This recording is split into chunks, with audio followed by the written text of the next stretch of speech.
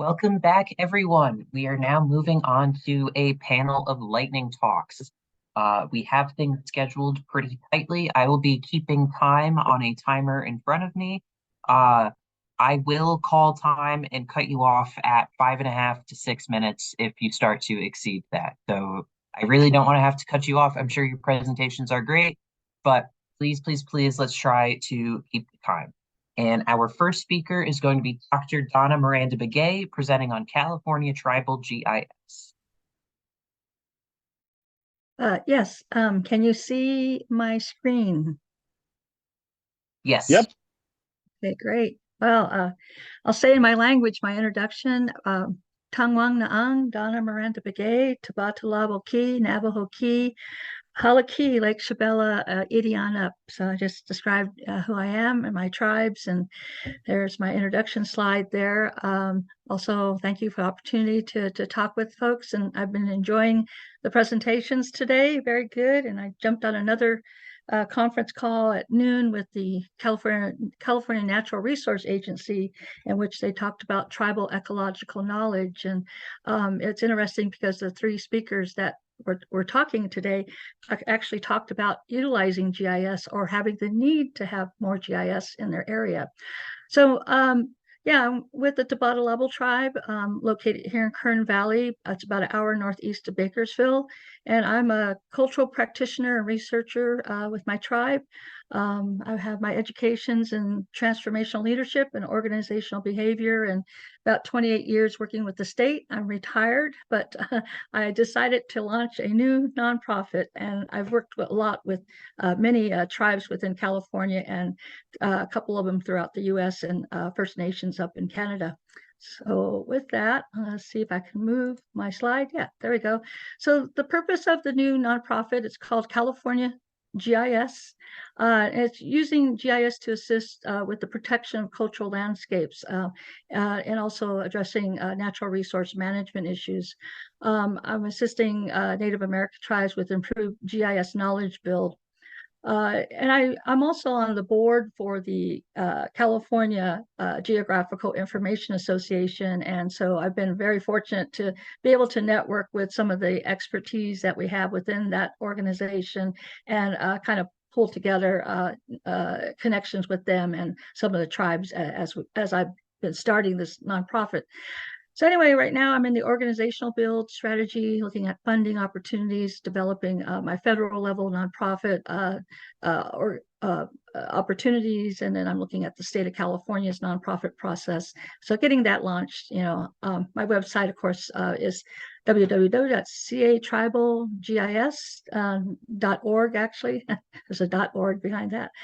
And then like I said, I work a lot with the California Geographical Information Association. I'll talk a little more about that.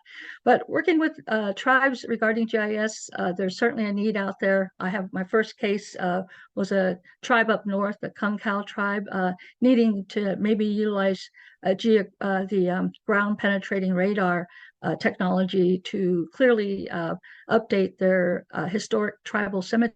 So things like that come up. We also have some other mapping needs to work with Caltrans in identifying maybe potential culturally sensitive areas.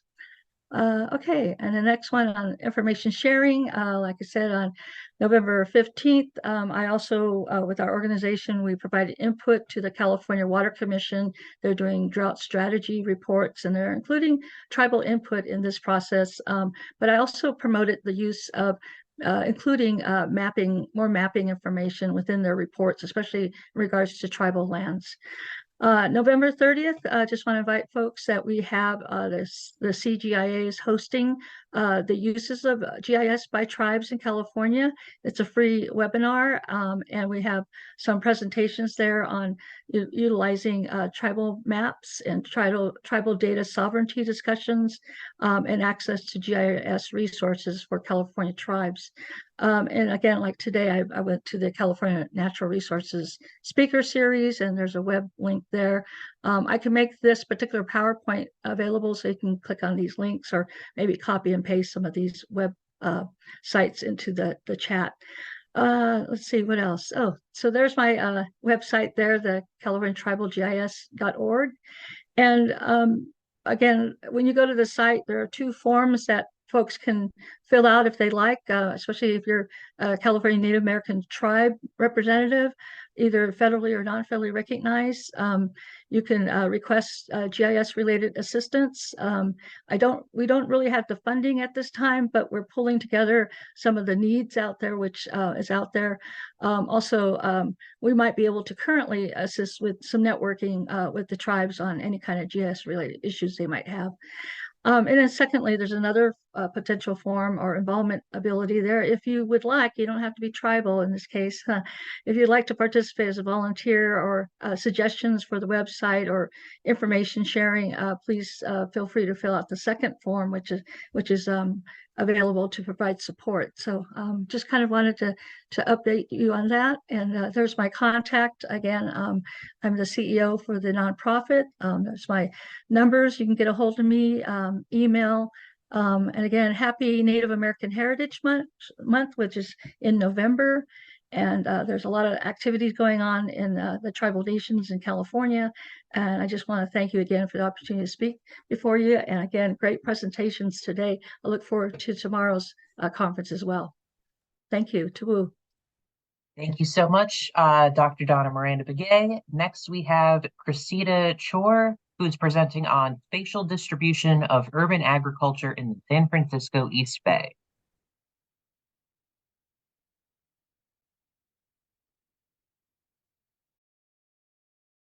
Hello, sorry about that. Hi everyone, my name is Cressida Chor, and today I'll be presenting about the spatial distribution of urban agriculture in the San Francisco East Bay. I forgot to mention, I'm an environmental engineering PhD student at UC Berkeley. So during the first COVID-19 lockdowns, there were many items that flew off the shelf. One, of course, being toilet paper, but there was another that people don't really think about as much. One was seeds. Seed companies had to shut down their order systems because they were so overwhelmed with the number of people panic buying seeds during the pandemic, which really showed kind of these problems in our food systems and its interdependencies. This brings me to the motivation of my project in thinking about urban agriculture and its different benefits, one being food security and access to affordable and fresh produce, like I mentioned, the pandemic, but others being promoting food sovereignty, which is the ability to have the right to choose where your food comes from and what kind of food you have access to. Urban agriculture can also serve as educational and communal space, and can even contribute to urban cooling. So my research question comes from thinking about the intersection of environmental justice, which thinks about who is disproportionately impacted by negative environmental hazards, and then thinking about food justice to ask who has access to affordable produce that's culturally relevant. My research question is, what are the correlations between environmental hazards, food access, and the spatial distribution of urban agriculture sites in the San Francisco East Bay? First, I had to even conceptualize what urban agriculture sites classify as. So I thought about it as urban food cultivation on non-residential plots. And I classify this into community gardens, which have plot assignments, and urban farms, which are more communally stewarded space without that kind of ownership over a certain plot. For the data collection, I looked at different urban agriculture sites through online directories and searches and snowball sampling and talking to people who work at urban farms and urban community gardens. For census tract data, I used CalEnviroscreen data provided by the Office of Environmental Hazard Assessment to look at lead hazard and environmental cleanup site data. And I also used the USDA Food Access Atlas to look at food access and income data. This is all handled in Excel and ArcGIS Prep. So first, let's take a look at the East Bay area. We have Contra Costa County at the top and Alameda County at the bottom, which are the two counties that consist of the East Bay. And then here are the urban areas of these two counties. Then here are the urban agriculture sites overlaid over that. As you can see here, there's like a really strong corridor here of urban agriculture that kind of occurs between the border of the bay as well as these mountainous regions. And that's where most of the urban agriculture seems to be. When you put this data on top of the low food access, as defined by the USDA as having no supermarkets within 1 mile, you can see this corridor really misses these areas of food access, which show that these urban agriculture sites are serving areas that already have food access to a supermarket within 1 mile. And it becomes even more drastic when you incorporate income and food access together, and there are hardly any data points in these red areas. This is the same urban agriculture data mapped now on top of the cleanup site percentile, which represents the health hazard of nearby environmental cleanup sites that are yet to be cleaned up. And this strongly borders the coast of the bay, where most industrial activity has happened, and so it leaves behind these cleanup sites. And there are quite a few data points in these areas that might be exposed to these leftover contamination. And here's the same data, but on top of the lead risk percentile, which is the potential risk for lead exposure in children based on housing. And since this parameter is based on housing due to leaded paint, it kind of shows a flip of the previous map, which is more on the coast.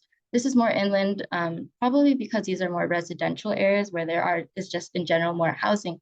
But as you can see, there's actually a lot of urban agriculture sites in these lead risk areas. This is concerning to me because lead is one of the most prevalent contaminants that can prevent people from gardening in their own backyards or even doing urban agriculture in other sites. So when you bring these findings together, you can see that less than 50% of either community gardens or urban farms fall within these areas of interest of low food access, low income, and low access, and high cleanup percentiles, which show that these urban agriculture sites might not necessarily be serving these populations who might benefit the most from them. In conclusion, urban agriculture is most concentrated in the flatter areas of Alameda County, and most of them occur in areas with food access already, but may be subject to high levels of environmental hazard from nearby environmental cleanup sites and lead risk. This project helps inform my future work and think about how urban agriculture can contribute to food access, which isn't really accounted for in the USDA data. That just looks at supermarkets. And it helps you think about what environmental issues look like on the ground for urban gardeners. That's all I have today. Thank you all for listening. Thank you very much, Christina. Next, we have a duo. We have Ava Adlau and Katrina Carpizo presenting on geospatial mapping of diabetes programs and health disparities among Asian Americans in Los Angeles. So feel free to take it away. All right, can you guys see my screen? Yes. All right, hi everyone. My name is Katrina Carpizo, and I'm joined here with Ava Lau. We are research assistants at the 10J Lab here at UCLA School of Nursing, and today we're going to be talking about our project on geospatial mapping of diabetes programs and health disparities among Asian Americans in Los Angeles. So diabetes self-management education support programs, DS-MES programs for short, are effective in reducing diabetes complications and promoting lifestyle changes for promoting better health outcomes. But not enough folks have access to these programs, especially among Asian Americans who face location and socioeconomic barriers to quality care. And so our objective for this study was to examine various geospatial patterns that link DS-MES program availability and Asian American population density in LA County. Our goal was to particularly look at resource allocation, access to preventive health care, and financial burden. And so for our methods, we looked at insurance coverage status, rent burden households, and the Community Health Equity Index on GIS, and this input data was pulled from the American Diabetes Association, DS-MES data, and the American Community Survey. Okay, so first we'll look at the insurance coverage status. The first map on the left shows insurance coverage status with DS-MES. The darker red color are areas with more insurance coverage, whereas the lighter red areas are areas with less insurance coverage. The second map on the right shows Asian American population density throughout LA County, where a darker blue color signifies a higher density. According to the map on the right, there is a significant Asian American population in the San Gabriel Valley. And on map 1 to the left, the lighter red on the region on that same region indicates that there's low insurance coverage status, and the same trend also applies to the San Fernando Valley. These maps show that both valleys exhibit localized DSMES availability, with some neighborhoods, especially those with low insurance coverage, lacking access to these programs. So these are our results on rent burden households. The dark red areas show households that are most affected by their respective range of low, mid, or high rent burden.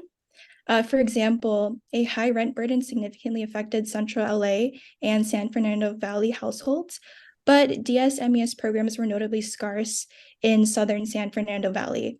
By contrast, West LA contained households least affected by rent burden, and it corresponded to low clusters of DSMES programs. Lastly, we'll look at this map right here, which shows Asian American population density, DSMES, and the CHEI index. The CHEI is an index developed by the Department of Public Health, which yields a score on a scale of 0 to 100. A lower value equates to better community health. This map shows a mixed or bipolar association between DSMES and CHEI. Central LA, which has a cluster of DSMES programs, has high scores of CHEI, while West LA, having some of the wealthier areas of the county, have lower CHEI but have significant clusters of DSMES. Lastly, we'll go into the discussion. The use of geospatial mapping enhances our understanding of how social determinants contribute to disparities in healthcare access. By visualizing these relationships, healthcare professionals and policymakers can implement targeted interventions and develop informed policies to address the specific needs of communities facing barriers to quality healthcare. The use of GIS offers a powerful tool for healthcare researchers to communicate the nuances and complexities of health disparities, but this remains unexplored in diabetes research. And that's all we have. Thank you so much. Excellent. Thank you both for your great presentation. Next up, we have Adam Levitt, who is going to present on Black Santa Monica, Reframed and Reimagined.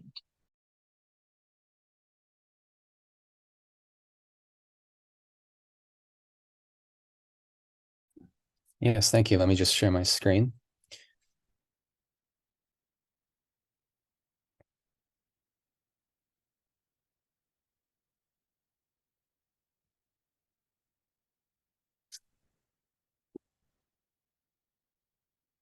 So thanks for having me today. I'm a third-year PhD student in architecture at UCLA, but my background was in urban planning prior to that, teaching alternate GIS methods at Barnard College. So it's great to apply some of those methods to my more recent research.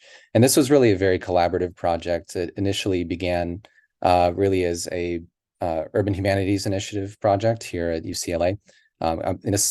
In these slides, I'll basically give the context of the project initially and some of the people we worked with, and then how we transformed this into a story map that was easier to share it more widely. So the project really began collaborating with these primary three project partners. First, Dr. Allison Rose Jefferson, a historian of Black history in Southern California. And she was really someone that allowed us, gave us some of the point data for Black businesses in Santa Monica in particular that we would use in this project. Another was Robbie Jones, a community member and activist who's now opening up a cafe in Santa Monica that will feature our initial map as well. So that's an exciting project that's still going on now. And another was artist April Banks, who's contributed to this work in Santa Monica as well. So I was one of just 7 students in this project from last year. We worked with these collaborators as well as our 2 professors, Dana Cuff and Todd Pressner. And it's really a project that continues evolving. So each of their 3 approaches really were focusing on these, as you can see in Dr. Jefferson's case, like her book on living the California dream and like that radical act of leisure with Black history in California. Robbie Jones having organizing a formal apology for the Black community in Santa Monica. And then on the right is the artist April Banks installation at the former Belmar Triangle in Santa Monica, where the Civic Center was built instead. So this, of course, was done in the context of the statewide, Governor Newsom appointed Black Reparations Committee. Their full report was released at the end of June this year. The executive summary of which alone is around 70 pages. So it's really comprehensive work that we were doing this kind of collaborative work with them. This was regarding the descendants of the Bruce family in Manhattan Beach, which is a little south of the LAX airport in LA. So initially we put together a base map from 1923 city engineers project and these data points, and we pinned it up on a wall as what Todd Pressner coined as a thick map, with thick map being something that incorporates more humanities approaches to mapping in order to try to make it more of an ethical process. We focused generally on looking at the past with our various research here and focusing on the beaches, the former Bay Street Beach, or Inkwell as it was known colloquially, and the Belmar Triangle in particular. And then also looking at the future in two other callouts, one of which being a cluster of these Black businesses along Broadway, and both former and current Black businesses, and the other being the 1819 Pico Boulevard affordable housing project, where Robbie Jones is opening her cafe in just a few months, hopefully, that will be dedicated to remembering this history as well. So then we transform this into story map. Of course, this is a QR code for it, but I'll put the link in the chat as well for this story map. This really allowed us to bring a lot more of interactivity and stories of this thick map to a wider audience and tell more of the nuance of this story. And that was the main feedback from Dr. Jefferson too, of how it's really important to not, in telling Black history, overemphasize victimhood or anything, or else you're just perpetuating the same problems in the first place. So this was really an effort to humanize many of the families that have descendants living there still today as well, including in the Oakwood neighborhood of Venice as well. So some of that project's evolving now into Venice. This, for instance, is using more census data as well as piecing together some Sanborn maps for seeing where Black families lived. So 1910 to 1940, and then we're adding currently the 1950 data to this as well to see where families moved from, locate more descendants, and really make this a more current project as well, especially around Oakwood, as you can recognize here in Venice, that I've been working with Dr. Jefferson on in particular. But yeah, this is really something that we're continuing to push forward to. This is the state of the cafe earlier this year with Robbie Jones. We'll be putting this initial thick map and a new iteration on one of the walls here, as well as other wall space loaned out to artists to feature their work as well, so including April Banks. This was their ribbon cutting ceremony in August for 1819 Pico. It's a great location because it's right across from Santa Monica College, and this is part of a Community Corp affordable housing project as well. So now we have also conducted interviews. This is from Juneteenth. So one of the descendants of an Oakwood, or sorry, one of the original families living in Oakwood from Venice. He's 102 years old, Lloyd Allen. So we were able to interview him on Juneteenth and make this part of the living history for Robbie's Cafe. So I think I'm out of time now, but I'll share the link for our story map, and really appreciate having thank you for having us share our project with all of you today. And thank you, Adam. I'm very excited to hopefully visit that cafe once it opens. Next, we have Rashid Shabazz, and they're going to talk about island inequality, race, geography, and marijuana arrests in Alameda, California, 1988 to 2019.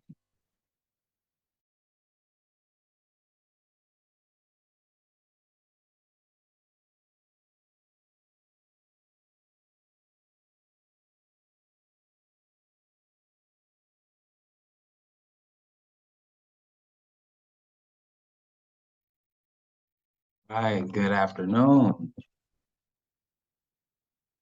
Peace, y'all. My name is Rashid Shabazz, and when I'm able, yes, I can now share my screen.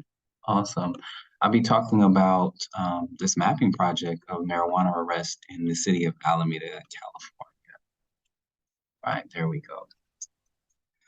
So in 2007, the city of Alameda began having conversations about opening legal cannabis dispensaries with the laws changing, making marijuana or cannabis use legal for those beyond just those who had a medical permit since 1996. And so in that, there were conversations about the need for equity because of the war on drugs. And so I'll briefly talk about how the city staff presented data in response to advocates bringing up the war on drugs, my own analysis and my maps, and then some of the future work for this project. And so this is a chart showing the arrest by the Alameda Police Department from 1988 to 2019 by race. And so when the city presented this information, they noted the total number of arrests, the arrestees, racial identities, and then the city population, but said since so many people who were arrested were not residents, it was difficult to attempt to correlate that with the city demographics. And they claimed there was no disparate impact by neighborhoods, and thus, based on that, there was no war on drugs or specific impacts on different people of color. And so I'll talk about the data that I was able to get to analyze my findings specifically by race, time, and space, some of the limitations, and what I'm going to do in the future. So real quick, the data. So after they presented this data, I said, you know what? I want the raw data. Send that to me. So I filed a Public Records Act request. And I got some files like this, and it included the reports, the date of the arrest, as well as the gender and the racial identity, as well as the sector where people were arrested. And this was for the 20-year, for initially a 20-year period, and then I was able to get it back to 1988. And then I wondered what that sector was, and so I grew up in Sector 1, so that's on the west end of Alameda, and this is a beat map of how the police govern space or police space. And so I was able to join that data set together with the sector map, and I created this set of maps, and I'm going to just walk through this. This is included in the virtual gallery, and so you can peruse that PDF at your leisure. But here, you can see the city of Alameda within the context of California, Alameda County, and it's this little island off the coast of Alameda. And then I just want to zoom in first to the arrest rates. So again, while the city said that 50% of people weren't residents, I still used the demographics to calculate arrest rates. And African Americans were 7 times more likely to be arrested by Alameda police than white folks. Then I mapped this over time, and I attempted to contextualize these arrests. And so, going back to 88, in 1991, there was this major text message scandal where the Alameda Police Department was sending racist messages on their dash computers. In 1996, again, medical marijuana was legalized. The Alameda Naval Air Station closed in 1997. In my neighborhood, nearly 400 predominantly Black families, were displaced from the Harbor Island apartments in 2004. And then the city adopted a moratorium on opening dispensaries in 2008. And then a few years later, marijuana was legalized and the first dispensary opened in 2019. And so, not that it's a correlation, but it seems to be an interesting pattern. Around the same time we were experiencing gentrification on the west end of Alameda, and what many people felt was hyper-policing. There was this, we also got forced out, and there was the peak of the arrest of African Americans. Just moving on, this is just showing the number of arrests by race and by sector. And so I was really curious, like, what's going on here in Sector 1? Sure, there's a lot on the east end of Alameda, Sector 3, but what's happening here? And so I start to zoom in and look at this pattern by race, specifically in Sector 1. And so again, you can see there's a lot more African Americans, the blue, being arrested, the blue is Sector 1, but a lot more African Americans being arrested in this sector. And then I broke it down and I overlaid this beat this sector 1 with 3 census tracts on the West End. And I looked at poverty, unemployment, and the arrest. And so in an area where a lot of people are in poverty and experience unemployment, it seems like we were over-policed. Then I looked at some of the demographic changes. So when the Navy base closed up until we were all forced out of the Buena Vista Apartments, then called Harbor Island, there's a concentration of arrest in that area when there's an increase of Black people, and then again, the forced displacement. So some of the limitations really quickly, I couldn't get residency data initially, but then I made another request and now I have that. But Alameda Police has changed how they collected the data, so I got to do a lot more data wrangling to work on this. And so in conclusion, despite how the city presented the data, there are racial and spatial disparities or inequalities related to marijuana arrest. And this inadequate analysis that was done by the city created this narrative that there was no war on drugs, and thus equity wasn't a consideration in the allocation of permits. In the future, I'm going to update this draft. I'm going to share this and work with some advocates. And I want to publish this and see if this can be a useful tool for those who want to have equality or at least some form of equity on the island. And again, you can check out these maps wherever the virtual map gallery is located at. Thank you. Thank you so much, Rashid. Excellent presentation. That concludes our lightning talk session for this afternoon. Let's give everyone a big round of applause. We have fabulous presentations all around.